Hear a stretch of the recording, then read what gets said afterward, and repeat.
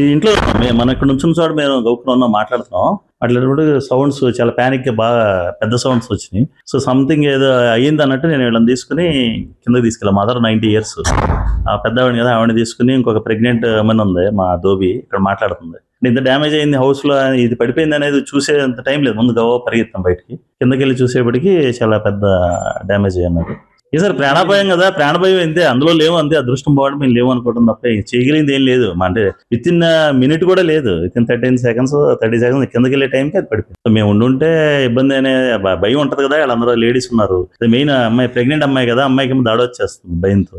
తీసుకెళ్ళి కింద పడుకోబెట్టేసి ఒక్కనట్టు వెళ్ళి చూసి తర్వాత 10 నిమిషాలకు వచ్చా. మాకు ఎంత డ్యామేజ్ అయిందండి మాకు తెలియదు. కింద చూస్తున్నాను, పైకి వచ్చాక చూస్తే మా బెడ్రూమ్ మొత్తం కిచెన్ అన్ని పడిపోయి ఉన్నాయి. అన్ని unauthorised structures sir. Anjay Nagar నుంచి మా ప్రమేయం లేకుండా పక్కన ఉన్న బిల్డింగ్ మా మీద పడి మనం డ్యామేజ్ అవటం.